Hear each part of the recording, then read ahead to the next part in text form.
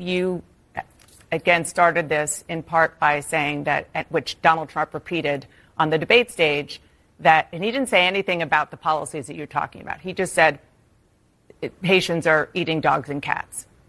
Can you affirmatively say now that that is a rumor that has no basis with evidence? JD Vance is about to show the disgusting lengths Republicans are willing to go to obtain power. Dana, the evidence is the first-hand account of my constituents who are telling me that this happened. And by the way, I've been trying to talk about the problems in Springfield for months, and the American media ignored it. The American media totally ignored this stuff until Donald Trump and I started talking about cat memes. If I have to, create stories so that the American media actually pays attention to the suffering of the American people, then that's what I'm going to do, Dana, because you guys are completely letting Kamala Harris coast. Yep, you heard that right. Vance just admitted on national TV that he's willing to make up stories, start false rumors, and spread disinformation that demonizes an entire community solely to advance his political agenda, but he's not done yet. You just said that this is a story that you created.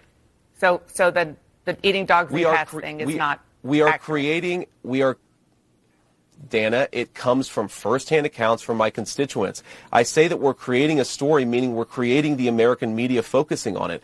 I didn't create 20,000 illegal migrants coming into Springfield thanks to Kamala Harris's policies. Her policies did that, but yes, we created the actual focus that allowed the American media to talk about this story and the suffering caused by Kamala Harris's policies. And of course, he slithered out of answering Dana Bash's question directly, like the slimeball he is. We previously held off on covering the story because it was so absurdly false and not worth giving the time of day to even consider. But now that we're seeing the consequences of Vance and Trump's blatant lies, we have to speak out and highlight the reality of what's going on the ground. Politicians, Bernie Moreno, Chip Roy, JD Vance, and Donald Trump, they have spoken my son's name and used his death for political gain. This needs to stop now. They can vomit all the hate they want about illegal immigrants, the border crisis, and even untrue claims about fluffy pets being ravaged and eaten by community members.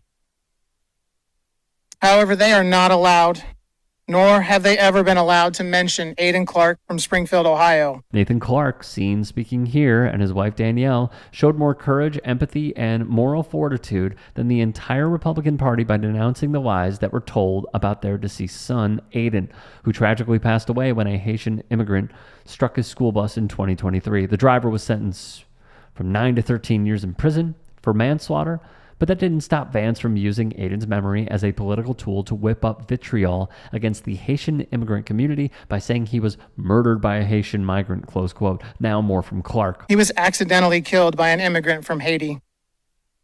This tragedy is felt all over this community, the state, and even the nation. But don't spin this towards hate. In order to live like Aiden, you need to accept everyone. Choose to shine, make the difference, lead the way, and be the inspiration.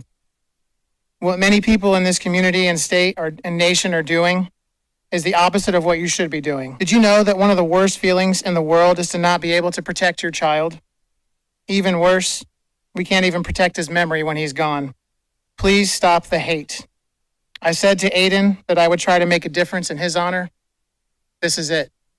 Live like Aiden. Just for a second, put yourself in Nathan and Danielle's shoes and think about how painful it must be to be forced to relive this trauma and be forced to debunk lies about your own child's tragic passing, all because a rumor on Facebook made it all the way to Donald Trump's campaign and the national stage during the presidential debate. But this is the power of the rhetoric surrounding the manufactured fervor about immigrants and migrants. Springfield, it was so beautiful. Now it's just, what a place. Can you imagine you have this small little community, all of a sudden you have 20,000 illegals in your community. Nobody knows where they come from. I'm angry about young American girls being raped and sodomized and murdered by savage criminal aliens. It's like a military invasion. We're being conquered and we are being occupied by a foreign element. We will require that all companies receiving federal housing subsidies to verify citizenship. We're going to verify citizenship. We're going to make sure that it's a legal residency. And as a condition of their rental agreements, they're going to have to do all of it.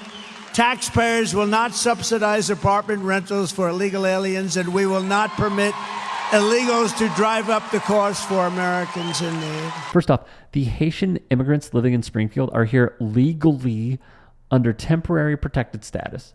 Secondly, we are not being invaded, occupied, or conquered by immigrants. That's a Nazi talking point used to paint immigrants as an organized, hostile force solely here to harm American citizens while stoking fear against anyone who his followers perceive to be an immigrant. And thirdly, denying the right to housing based solely on one's immigration status is deeply inhumane and a clear human rights violation.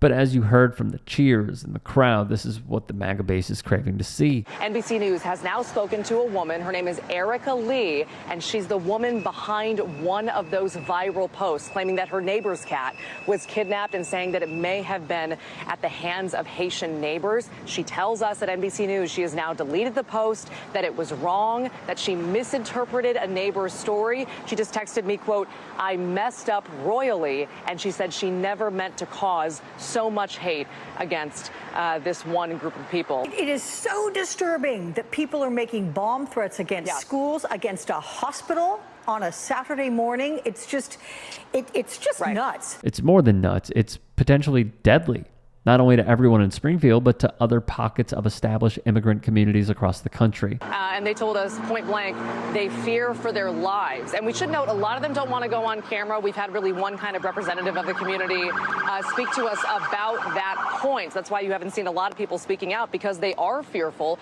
One family telling a local paper that they woke up one morning to a window broken and acid thrown on their car. So make no mistake about it. They are fearful. They say the violence is real, and a lot of them are afraid to speak out. Case in point. And your pets are safe in Springfield, Ohio. So, no, we do not have any credible reports of that. We've made that known publicly, and we are asking people to understand and believe the reports we're sharing with them, that we just have no credible evidence of it. Yes, there were schools closed yesterday, and there's been some schools closed today. This is, because we're on the national stage like I am right now, people have responded from everywhere, and we're just receiving, we're in a spotlight that we don't want to be in, the way things are happening in our community. Are you worried about the safety? We are good people. Are you worried about the safety of the Haitian community? As a human being, I would be worried about any group that was painted with a broad brush like this. It's definitely a concern. Springfield Mayor Rob Rue threw cold water on the lies and conspiracy theories being spun at the expense of his constituents, and even Ohio's Republican governor, who himself is a huge Trump and JD Vance fan, couldn't defend their rhetoric. Do you see any evidence as governor of the state that Haitian immigrants are eating pets? No. Absolutely not. That's what the mayor said. That's what the chief of police has said. I think it's unfortunate that this came up. Let me tell you what we do know, though. What we know is that the Haitians who are in Springfield are legal. They came to Springfield to work. Look, there's a lot of garbage on the internet. And, this is a piece of garbage that was simply not true. There's no evidence of this at all. But to Donald Trump. Do you denounce the bomb threats in Springfield, Ohio? I don't know what happened with the bomb threats. I know that it's been taken over by illegal migrants, and that's a terrible thing that happened. Springfield was this beautiful town, and now they're going through hell.